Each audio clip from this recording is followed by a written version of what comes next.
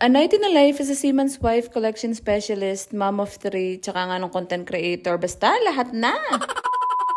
For today's video mga mare, ito nga yung kaganapan ko nung isang araw na nag-day off nga ako. Pero hindi talaga ako nag-day off dahil 4 hours talaga ako nag-duty para nga may extra income tayo. Ganun nga tayo kasi pag mga mare, nagtatrabaho talaga tayo ng extra hours kahit day off natin para yung mga tax natin na nakakaltas ay malaki-laki para may pambili sila ng Hermes. Charet.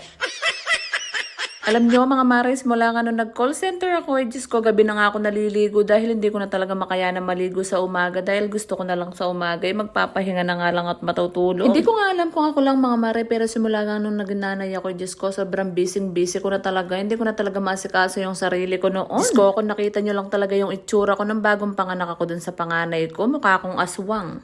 Chares.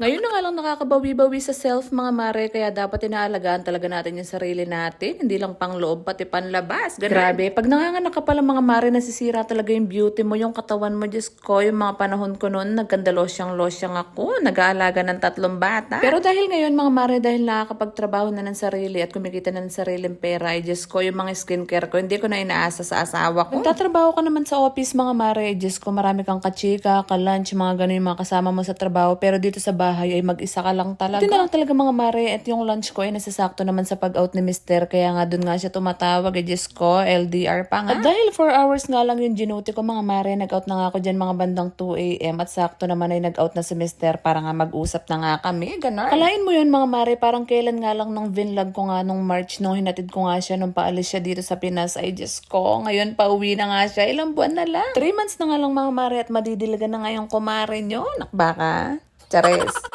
Ang dami nga nagme-message sa akin mga mare, ang dami nga nagko-comment about sa LDR kung paano nga namin kinakaya. Eto lang yun, consistent communication lang talaga. Minsan talaga nakaka-overthink mga mare, lalong-lalo na sa time difference. Ay Diyos ko, hindi siya nag-a-update, pero tiwala lang talaga sa isa't isa. Kung kinakaya nga namin na 13 years na kaming LDR mga mare, ay Diyos ko, makakaya nyo rin yung ganito. Sa lahat nga rin ng sumusuporta, nagsishare sa mga LDR, nagko-comments dito sa vlog namin, ay Diyos ko, maraming salamat sa inyo.